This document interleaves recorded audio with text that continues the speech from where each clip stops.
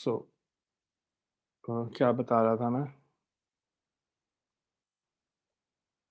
Next question लिखो, sorry question लिखाना था. You can write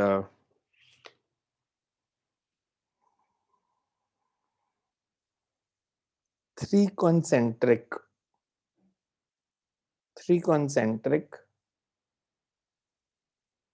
conducting shells A, B, and C. Three concentric conducting shells A, B, and C of radius A, 2A, and 3A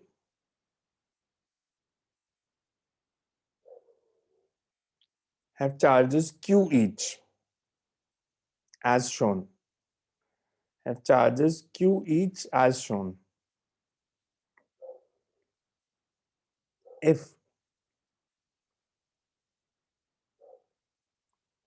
first and third sphere are connected, find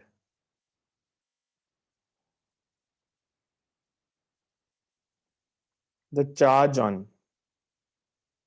innermost and outermost shells. Find the charge on innermost and outermost shell.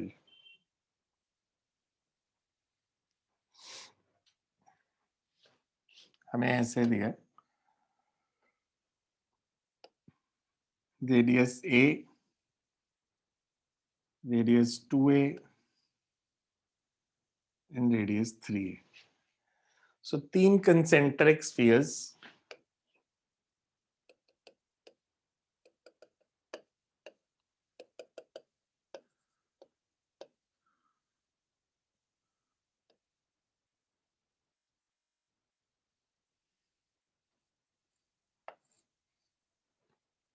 हमने switch S close कर दिया.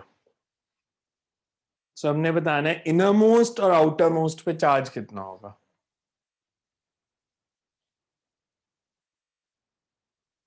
अगर हमने switch बंद कर दिया तो inner most और आउटर मोस्ट पे चार्ज इनिशियली तीनों पे क्यू था. इनिशियली तीनों पे क्यू है. जब हमने कनेक्ट कर दिया फर्स्ट और थर्ड को तो फिर चार्ज क्या होगा.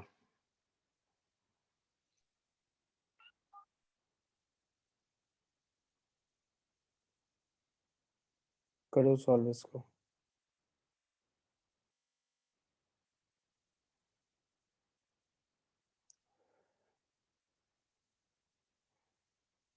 वैसे क्वेश्चन ठीक लिखाया नहीं है मेरे ख्याल से. ये आईआईटी में ये नहीं आता. जस्ट होल्ड ऑन, मैं किसी और बुक में चेक करता हूँ. इसको भी कर सकते हो बट जो मेरे को क्वेश्चन कराना है उसमें आप लिखो हमने जो चार्ज लिखा था ना, सेकेंड सेंटेंस क्या लिखा था. Charge on three shells is Q each. Charge on second sphere is Q कर लो बस. फर्स्ट एंड थर्ड अनचार्ज है. Charge on second sphere is Q. Question को चेंज कर लो. Charge on second sphere is Q. First और third पे बताना है.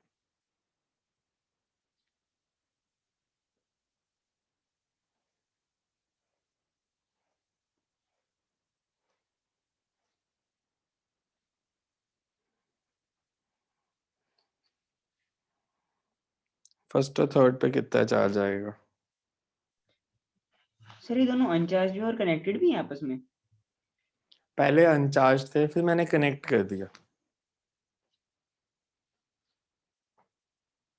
कुछ होगा या नहीं होगा कनेक्ट करने से.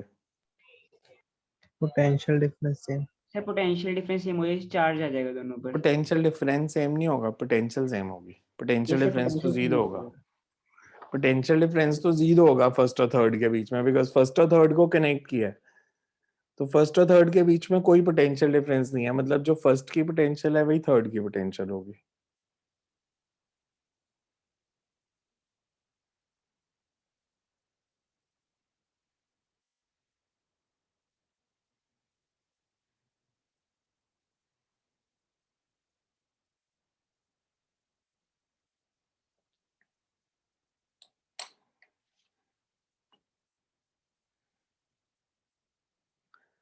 आप अगर इसको लॉजिकली सोचो थोड़ा सा, अगर फर्स्ट और थर्ड के बीच में चार्ज ट्रांसफर होता है स्विच को बंद करने से, फर्स्ट और थर्ड के बीच में अगर चार्ज ट्रांसफर होगा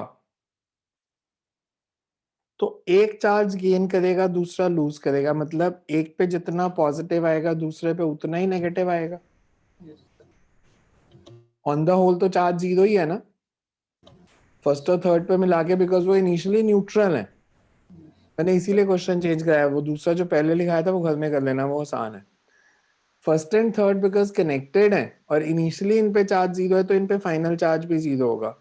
So you can say let the charge on outer sphere be plus small q, charge on inner sphere is minus small q. और फिर इसकी पोटेंशियल्स इक्वेट कर दो, लिख लो ये concept. as first and third sphere are initially neutral, if first and third sphere are initially neutral,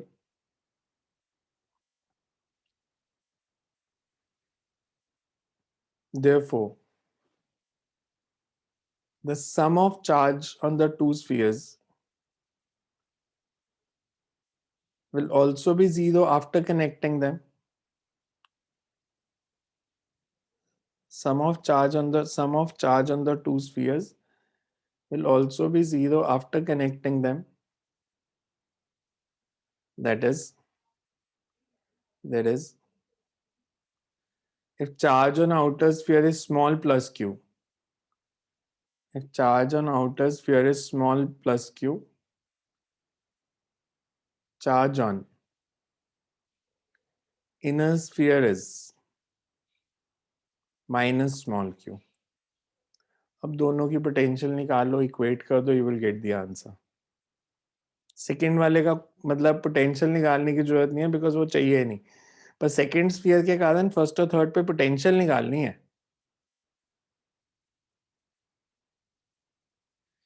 पहले first के surface पे निकालो क्या आएगी, इनर मोस्ट की पोटेंशियल क्या होगी।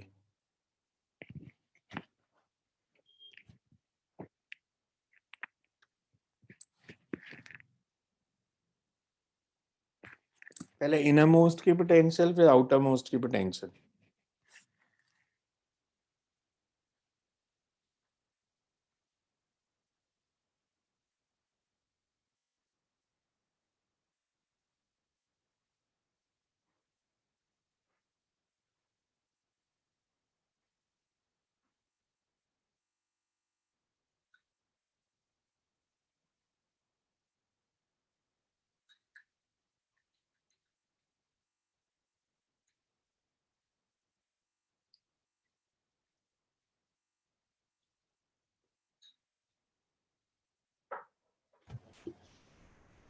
सर इनर पर -3/2 और आउटर पे +3/2 है।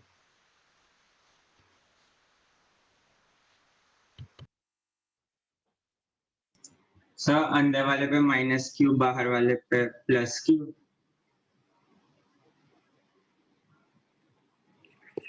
अंदर वाले पे -q, बाहर वाले पे +q, दूसरा answer 3q/2 -3q/2।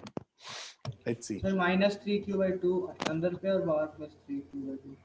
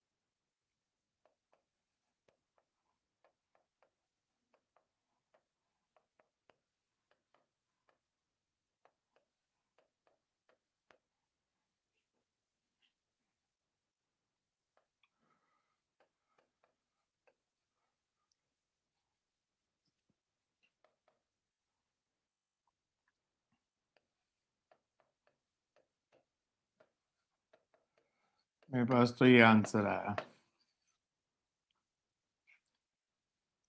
Q is equal to Q by 4. So outer पे Q by 4,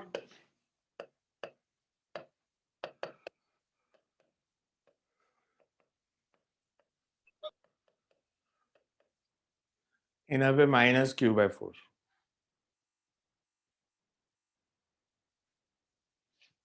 पहली इक्वेशन ध्यान से देखो, जब मैंने इसके सरफेस पे पोटेंशियल निकालनी है, इस पे चार्ज माइनस Q, ये Q, इसके सरफेस पे इसके अपने चार्ज के कारण पोटेंशियल कितनी है?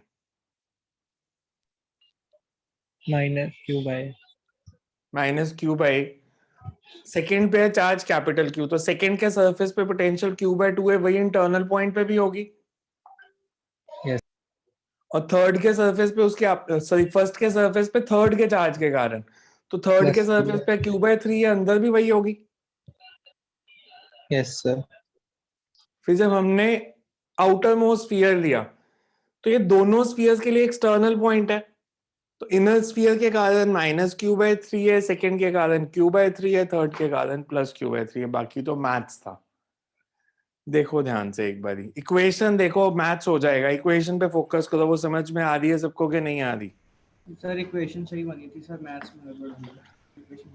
इक्वेशन सही बन गई, मैथ्स गलत किया। अच्छा, ये तो कोई ऐसा मैथ्स भी नहीं है जो 11th में सीखा यार, ये सर तो वो तुम सेकंड स्टेप में वो दोनों कट नहीं रहे, माइनस क्यू बाय 3 और plus Q by 3। Sir cut second step में कौन से कैपिटल Q वाली term? Sir small Q term. जो फर्स्ट में आपने लिखा है, जब आपने के काटा है तो अंदर सर सेकंड वो साइड अंदर, में हाँ सर कट रही है। वो अंदर दोनों कट रहे हैं ना, कट सिर्फ जाएंगे। क्यू बाय 3 नहीं बचेगा। सर राइट टर्म में, सर राइट टर्म में फर्स्ट और थर्ड। Excuse me, सर जैसे गॉस लॉ फेल नहीं हो जाएगा, जैसे सर अगर हम थर्ड शेल के एक मिनट यार, पहले एक का डाउट लेने दो मेरे को। हाँ जी, ये क्या कह रहे हो, कौन सी टर्म काट रहे हो आप? नहीं सर, डिनोमिनेटर अलग है। राइट वाली टर्म। सर राइट वाली टर्म में फर्स्ट और थर्ड टर्म।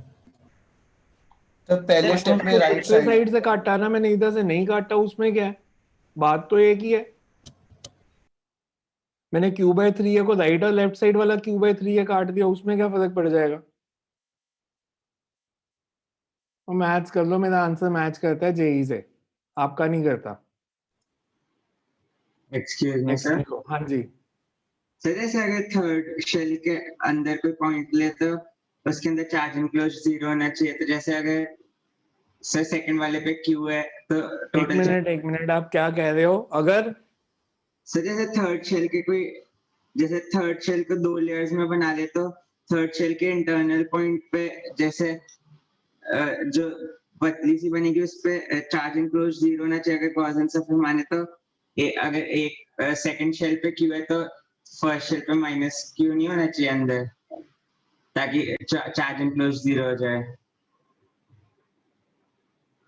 आपको फिर 6 लेयर्स बनानी पड़ेंगे। आप थर्ड शेल के अंदर वाले सरफेस पे देख रहे हो? यस सर, जैसे थर्ड शेल की 2 लेयर्स बनाकर उसके अंदर वाले हाँ, पॉइंट तो अंदर वाले पे माइनस Q थोड़ी होगा, अंदर माइनस Q अंदर भी तो है फर्स्ट स्फीयर पे, वो भी तो लेना है। कैसे सर, एक बार बताना, वो समझ नहीं आ यार रहा। जब मैं थर्ड स्फीयर की इनर लेयर लेता हूँ, तो आपको ये दोनों चार्जेस को गॉसियन सरफेस के अंदर लेना है ना, सिर्फ कैपिटल Q थोड़ी है। यस सर, तो फिर कैपिटल क्यू कैंसिल करने के लिए माइनस कैपिटल क्यू। तो यहाँ पे इनर लेयर पे फिर चार्ज कितना हो गया? माइनस Q प्लस Q, और बाहर लेना पड़ेगा फिर से। अच्छा ठीक है सर, वो बाहर वाली लेयर का नहीं देखा, ठीक है सर। ऐसे आसान न्यूमेरिकल को मुश्किल बना रहे हो, लेयर्स वाले भी कर लेंगे आप, बहुत सारे आएंगे लेयर्स वाले भी। एक और क्वेश्चन लिखो। हाँ जी, सर अगर हम इनर पे माइनस क्यू ले लें और आउटर पे प्लस क्यू तो आंसर आ जाएगा? तो मैंने भी तो यही लिया, इनर पे माइनस और आउटर पे प्लस। नहीं सर, अगर उल्टा कर दें? ले लो, आ जाएगा। फिर Q की वैल्यू माइनस Q by 4 आ जाएगी। आप इस पे अगर प्लस Q लेते हो ना, और इस पे माइनस Q लेते हो, तो फिर आपकी इसकी वैल्यू जो आएगी ये माइनस Q by 4 आएगी।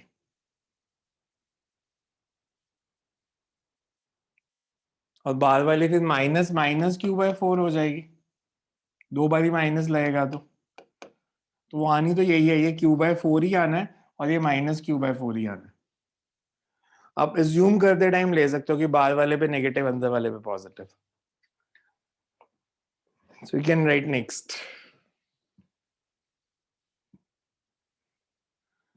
Two concentric conducting shells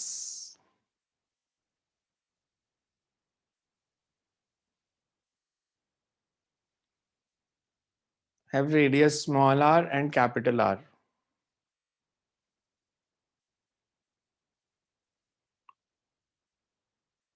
Charge capital Q is distributed. Charge capital Q is distributed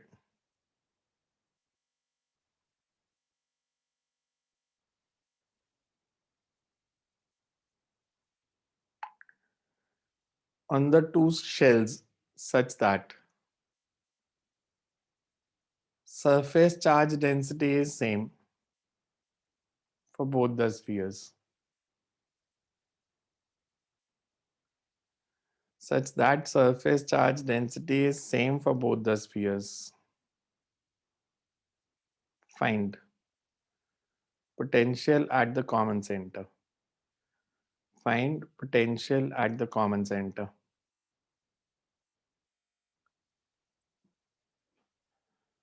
पहले बोलो क्वेश्चन समझ में आया? हमारे पास दो कॉन्सेंट्रिक स्फीयर हैं, एक का रेडियस स्मॉल आर, एक का कैपिटल आर। हमने एक चार्ज कैपिटल क्यू दो स्फीयर्स में डिवाइड किया सच दैट उन दोनों की सरफेस चार्ज डेंसिटी सेम है। सरफेस चार्ज डेंसिटी का मतलब क्या होता है?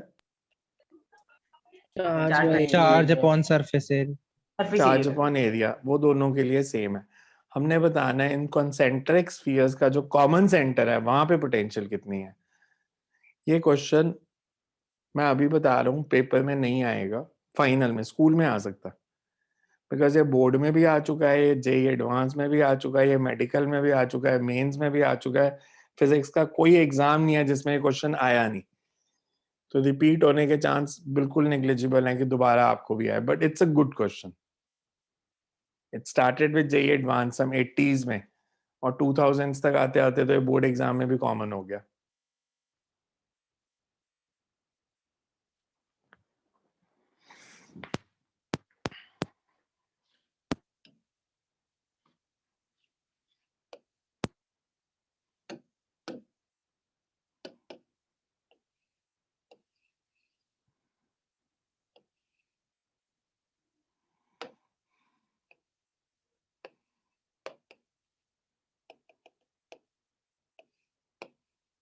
रेडियस R1 R2 लिया था, cap small R capital R बताया था।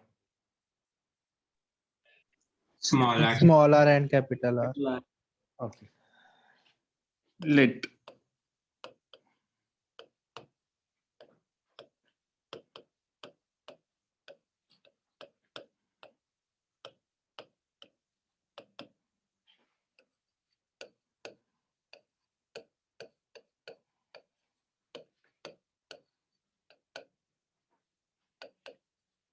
Q minus Q as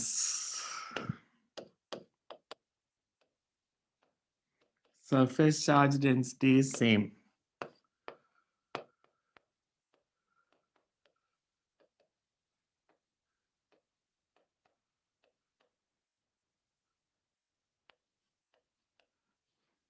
ये क्वेश्चन ठीक है।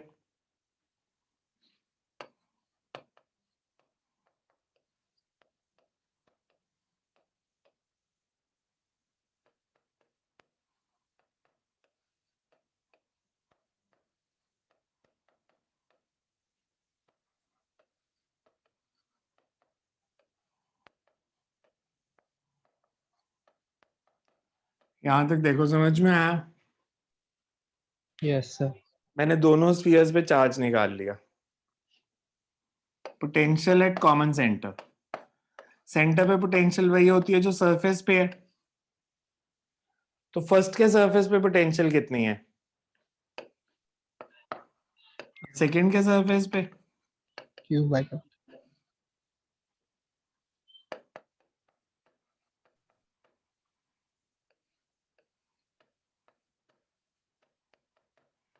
KQ R plus R by R square plus R.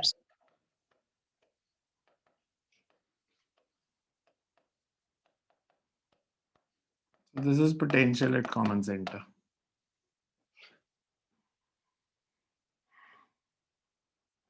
School exam में आ जाता है क्वेश्चन, इसलिए पूछ करा दिया ये.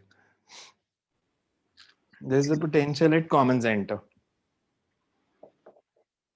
Excuse me sir. हाँ जी. सर जैसे शेल्स हैं तो जैसे इनमें एक जो शेल बने हैं उसके इनर और आउटर पे जैसे हम वैसे तो अलग अलग निकालते थे ना, तो यहाँ पे जैसे किस पे निकाली है? क्या? मैंने तो सेंटर पे निकाल लिया है, उस सरफेस पे तो निकाली नहीं. नहीं सर, जैसे वो जो charge density, surface charge density. जब तक आपको जरूरत नहीं है इनर आउटर लेने की, आप चार्ज लेके total charge divided by total area ही करते हो. उन्होंने कहा थोड़ी है इनर पे सेम है या आउटर पे सेम है, उन्होंने कहा चार्ज डेंसिटी सेम है, तो वो आउटर पे लेके सॉल्व कर देते हैं बस. हम थिकनेस नेग्लिजिबली स्मॉल लेते हैं जब तक उन्होंने कहा नहीं है कुछ. Okay sir. Next, you can write two fixed charges minus 2q, capital Q, minus 2q and plus q are located at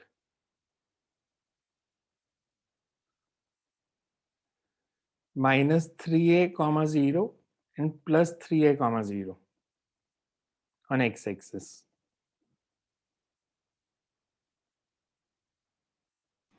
sir एक बार रिपीट कर दो. Two fixed charges minus 2q and plus q are located on the x-axis at minus 3a0 and plus 3a0.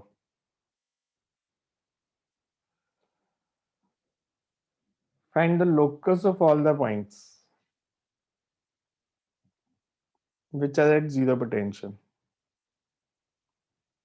Find locus of all the points which are at zero potential. Sir दो charges कौन से थे? -2q and Minus 2q and plus q.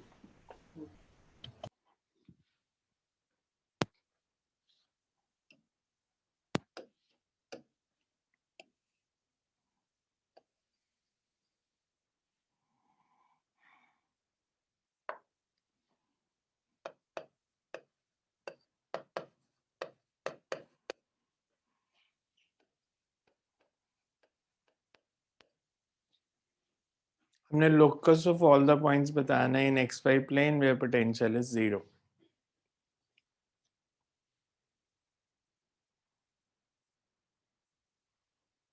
कैसे करें?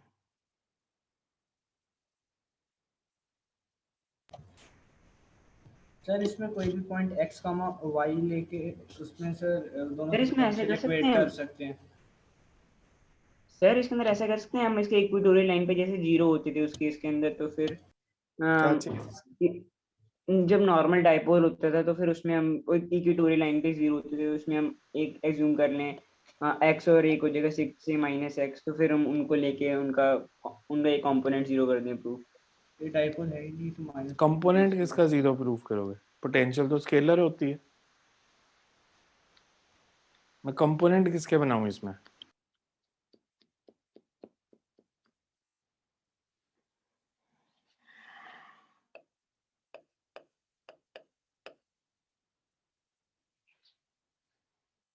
मान लेते हैं यहाँ पोटेंशियल जीरो है. एक्स वाई प्लेन का तो ये इसके कोऑर्डिनेट्स x, y, मतलब ये डिस्टेंस y है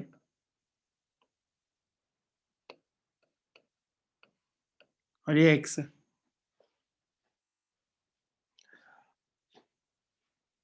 मेरे को ये बताओ ये डिस्टेंस कितना हो जाएगा?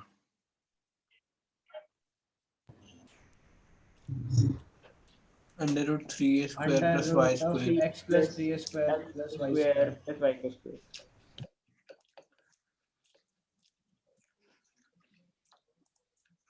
ये डिस्टेंस ये माइनस है. ठीक है. ये point Yes. so let Yes, sir. potential be zero at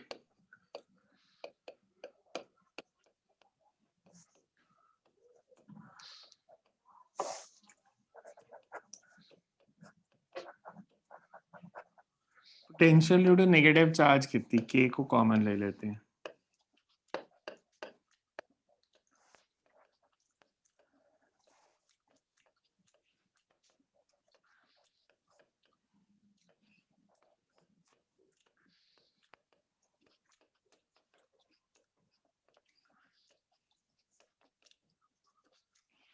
ठीक है, इक्वेशन Yes. इसमें किसी को डाउट है तो पूछो। ठीक है, ये इसको मैं ऐसे लिख सकता हूँ,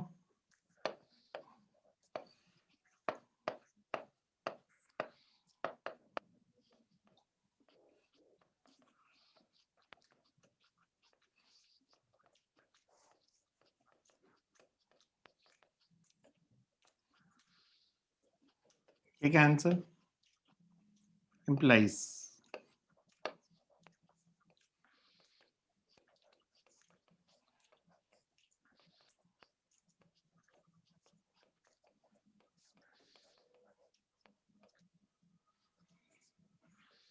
ठीक है, यहां तक स्क्वायर कर दिया मैंने इक्वेशन का, Yes. ब्रैकेट ओपन कर लेते हैं।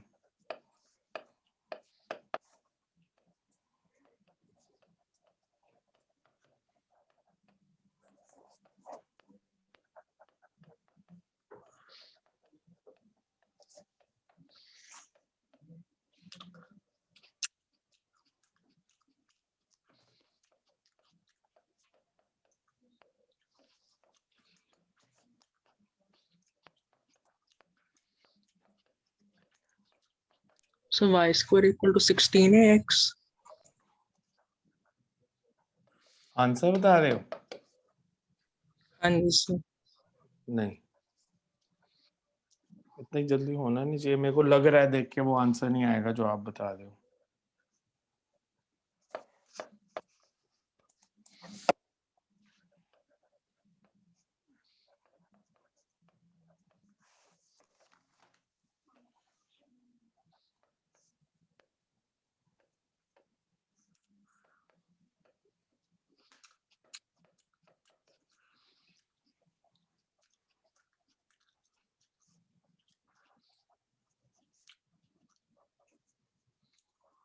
यही बनी इक्वेशन, देखना मैथ्स में गड़बड़ ना हो कहीं पे। सर वो पैराबोला। नहीं, पैराबोला नहीं बनेगा, पैराबोला की इक्वेशन नहीं बन रही है। ये तो दोनों मुझे स्टेप्स में देखो मैथ्स में 25 गड़बड़ की ना हो जगह बस। 27 आना शायद। कहाँ पे? 25 की जगह 27। 36 माइनस 9, हाँ ठीक है।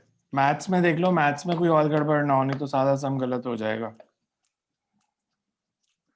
इसका 3 से कैंसिल कर दें तो सर ये सर्कल की इक्वेशन बन रही है।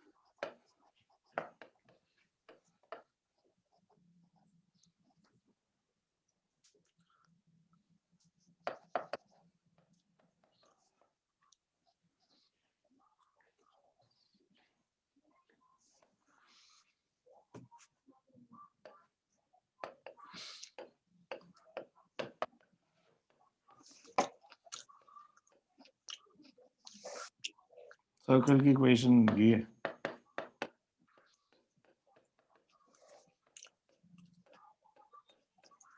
सर्कल की इक्वेशन बन गई। So centre is at 5a 0 and radius is 4a. So locus is a circle with center at 5a 0 and radius is 4a. सर लेकिन सर्कल में तो x square plus y square equal to r square होता है, यहाँ पे तो कुछ और बन रहा है। वो आप अगर वो रीजन पे हो तब होता है। वैसे जनरल इक्वेशन क्या होती है पता नहीं, एक बार लिखवा दो।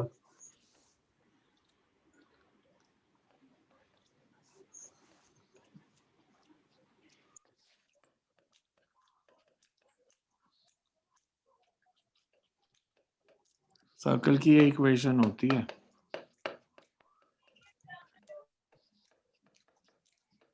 Centre is at a and b. Center के coordinates a, b. Okay sir. So इधर आते हैं, सेंटर के कोऑर्डिनेट्स 5a 0 और radius is 4a. So locus is a circle.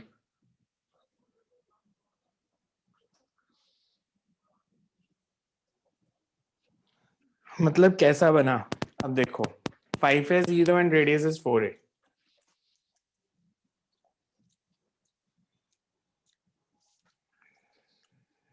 Centre is at 5 है 0, मतलब सेंटर यहाँ पे।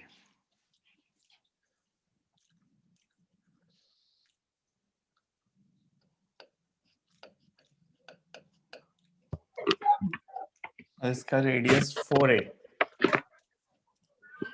मतलब 4a से 9a तक।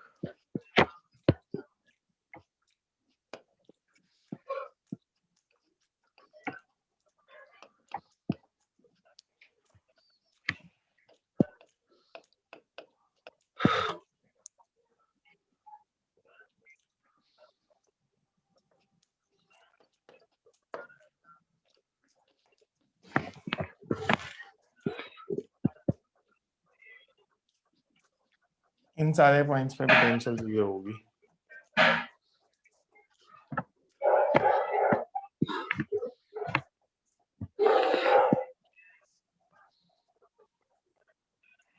सो ये आज वाले क्वेश्चन देखना आप सारे, एंड कल 1-2 कंसेप्ट करेंगे, और मतलब रफली आधा टाइम थ्योरी और आधा टाइम न्यूमेरिकल्स फिर इसके। सो ये सारे देख लेना एक बारी जो किए हैं। एक किसी का डाउट था, समर्थ का शायद डाउट था। समर्थ, डाउट क्या था आपका? सर वो क्वेश्चन था जो सर मैंने आपको कल भेजा, आज सुबह भेजा था सर, वो पूछता था। कौन सा? अच्छा, वो 13th क्वेश्चन यस सर, वो करा दूंगा कल क्लास में, करा दूंगा। वो कम ही लोगों का होने वाला है, because it's again a different concept slightly. हाँ सर, वो कंसेप्चुअली थोड़ा सर बहुत वो कर रहा था सर, दिमाग में मैं थोड़ा उसको दिक्कत हो रही क्लास थी। में ही करा दूंगा उस क्वेश्चन को। उसमें सर, और भी सर, डाउट्स आएंगे वैसे, उस असाइनमेंट में शायद 2-3 और भी आए। हाँ सर, और भी थोड़ी सी। सर संडे को टाइम क्या होगा क्लास का सुबह? संडे को सुबह कितने बजे तक है? 5 बजे तक ले? नहीं सर। चलो फिर 6 बजे, 6 से 8। Okay sir. संडे को उठ सकते हो जल्दी एक दिन सारे? Yes yes sir. Yes sir वैसे एक तो रिक्वेस्ट थी वैसे कि वीक में सर एक दिन तो ऑफ दे दिया करो। वीक में एक दिन ऑफ दे दिया करो। ऑफ दे दूंगा। अभी आपको अगले हफ्ते छुट्टी मिलने वाली है, मैंने आपको बताया था। मैं 13-14 शायद यहाँ पे नहीं हूँ, शायद 15 भी ना हूँ, तो मिल जाएंगे अगले हफ्ते छुट्टियां एक साथ। Okay and sir. जब आपको लगेगा ना कि मतलब छुट्टी दे दूंगा, मेरे को कोई प्रॉब्लम नहीं है। जब आपको लगेगा ना कि पेंडिंग काम ज्यादा हो गया, तब छुट्टी ले लेना। जब आपको लगेगा कि हमारा बहुत सारा कुछ पेंडिंग हो गया पढ़ने वाला, तब मेरे को 2 दिन इकट्ठी छुट्टी भी बोलोगे तो दे दूंगा। अब जैसे अभी Yes, अगर sir. 13, 14, 15 की छुट्टी मिलती है, तो अपना पीछे का सारा काम खत्म कर देना, और एक असाइनमेंट में दे जाऊंगा जो आप पीछे से ट्राई करते हो। Yes, MCQs sir. की दे जाऊंगा 50-60 क्वेश्चन की या 70 की असाइनमेंट एक, ताकि जब हम 16 को दोबारा शुरू करें तो आपको पीछे वाला पार्ट आता हो, तो 16 को मे भी उसके डाउट्स लेके फिर हम आगे शुरू कर देंगे। पर छुट्टी तब लेना जब पेंडिंग हो जाए काम। Okay sir.